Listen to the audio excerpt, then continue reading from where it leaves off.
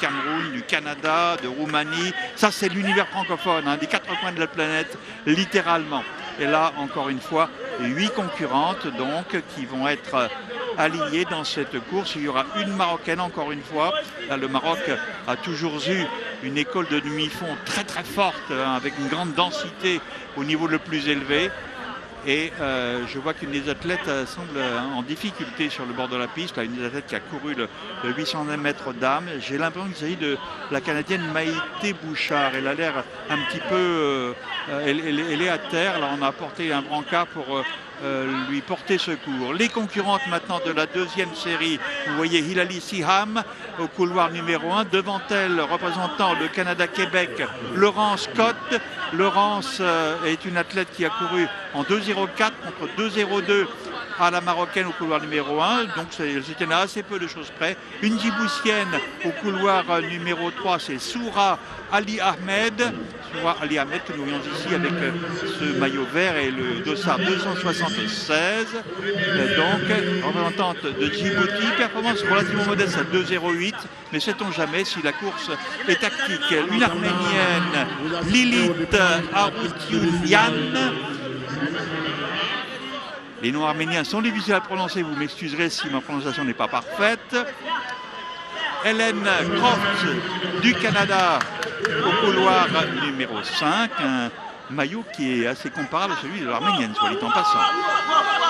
Une Camerounaise au couloir 262, il s'agit de Liliane Milabé Ngetsa. Un record personnel à 2,04, c'est une performance intéressante. Une Canadienne, Jessica Lauren Smith, est quant à elle au couloir numéro 7. Et puis nous allons voir la plus rapide sur le papier au couloir numéro 8, une Roumaine. Il s'agit de Florina Piedevara, pardon. Piedevara, voilà, nous y sommes. Les concurrentes donc de la deuxième série du 800 mètres dames. Nous avons vu donc tout à l'heure une course d'excellente qualité, hein, remportée par Noélie Yarrigo. J'espère que nous l'aurons à notre micro dans quelques instants.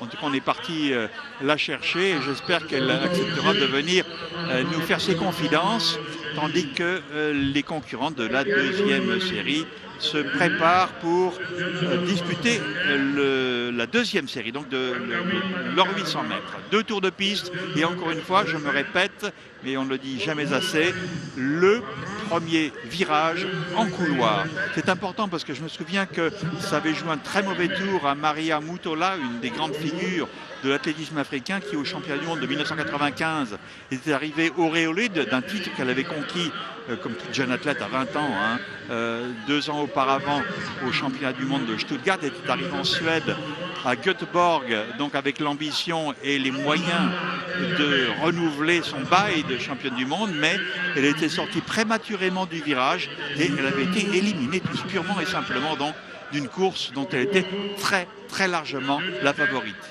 Voilà donc l'importance de ce couloir. Il s'agit de ne pas sortir prématurément de ces lignes. Elles sont bien matérialisées ici sur cette piste, donc il n'y a pas d'erreur possible. Et les athlètes sont avertis naturellement. Les spécialistes du 800 mètres connaissent bien ce problème désormais. Une favorite, peut-être Florina Piedevara, la Roumaine. Les concurrentes sont en place maintenant pour le départ. Attention, on va suivre peut-être la Roumaine, encore une fois, Piedevara, qui est au couloir numéro 8, qui est partie assez vite d'ailleurs, tout comme au couloir numéro 3, la Djiboutienne Ali Ahmed. Soura Ali Ahmed est partie un peu vite peut-être pour elle. Devant elle, Lilith Aroutiounian, l'Arménienne, s'est bien placée également. Il y a une belle bagarre dans la ligne opposée avec la Canadienne Hélène Croft maintenant, qui vient se porter en tête, mais le peloton est très très compact maintenant, alors que nous avons atteint les 200 mètres de course. Un peloton compact et en queue de peloton, Soura Ali Ahmed, la petite concurrente djiboutienne qui maintenant fait son effort pour revenir dans le gros du peloton dans le virage opposé. En tête pour le moment, c'est Laurence Scott du Canada-Québec. Un maillot bleu donc, avec à ses côtés une compatriote canadienne, Hélène Croft donc, et puis un peloton très très groupeur qui nous atteignons la cloche maintenant. C'est pas aller très très vite. Tout à l'heure, on était passé en 1,4. Ici, on en est à 1,7. Ça signifie que les concurrentes repêchées ont de bonnes chances de provenir de la première série. Mais nous en parlerons en temps utile. Pour le moment, le sprint se lance peu à peu. On allonge la foulée et c'est toujours en tête la concurrente du Canada-Québec, Laurence Scott. Laurence Scott qui est attaquée maintenant à l'extérieur par sa compatriote qui représente le Canada, Ellen Croft. Elle est beaucoup plus un grand gabarit, Ellen Croft. Hein.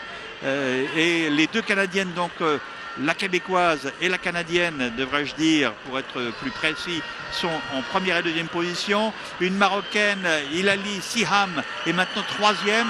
Derrière, on essaie de se rapprocher. La concurrente qui fait l'extérieur là-bas, la concurrente camerounaise est en difficulté alors que nous abordons maintenant l'ultime ligne droite et c'est toujours la québécoise qui est en tête, mais elle est attaquée par la concurrente marocaine Hilali Siham qui finit très très fort et qui va l'emporter. Et en première qualité, je vous le rappelle, première Hilali Siham avec en deuxième position, je crois la concurrente du Canada-Québec, Laurence Scott, mais c'est à vérifier bien entendu. Temps du vainqueur, 1 minute 3 secondes et 87 centièmes. Donc voilà le chrono réalisé par la concurrente qui a triomphé de cette deuxième série du 800 mètres. Et je vous disais, nous espérions avoir Noélie Yarigo à notre micro. Je vous confirme qu'elle est là. Noélie, il est encore un tout petit peu essoufflé par sa course. On va le laisser 1 ou 2 minutes pour reprendre ses esprits et pouvoir s'exprimer plus facilement. D'abord, Noélie, je voudrais vous féliciter d'une course que vous avez menée avec beaucoup d'autorité. Hein. Noélie, vous avez pris la tête assez prématurément. Je craignais que la fin de course ne soit difficile pour vous. Vous entendez encore sa respiration haletante. Ça a été dur, Noélie? Aujourd'hui, il fallait juste gérer la course et puis déjà au départ, je connaissais la mode de qualification, c'était les 3 premières. Les 3 premières plus les 2 meilleurs temps. Je me suis dit, bon, j'observe le premier tour et puis j'attaque au deuxième tour. C'est comme c'était dit avec mon entraîneur. Vous avez donné, Noélie, une démonstration de puissance qui va faire peur aux autres. Hein, parce que là, votre dernier tour a été d'une très grande qualité. Hein. Vous avez couru en à peu près 59 secondes au deuxième tour. Oui, bien sûr. Donc c'est impressionnant. Ça veut dire que vous avez un chrono de moins de 2 minutes dans les jambes. Ah oui. Alors, pour vous situer les choses, le record des Jeux est de 2 minutes 0 secondes et 77 centièmes. Bref, Noélie, vous avez, sur le vu de la deuxième épreuve qui s'est courue en 2 minutes et 3 secondes, donc pris un ascendant psychologique sur vos rivales, ça va vous donner confiance pour une finale donc, dont vous êtes, que vous le vouliez ou non, la favorite. Hein. De toute façon, je me suis préparée assez pour cette compétition. Je suis venue ramener la médaille d'or pour mon pays et je mettrai tout en place pour pouvoir le faire. Ah bah écoutez, Noélie, vous avez fait chaud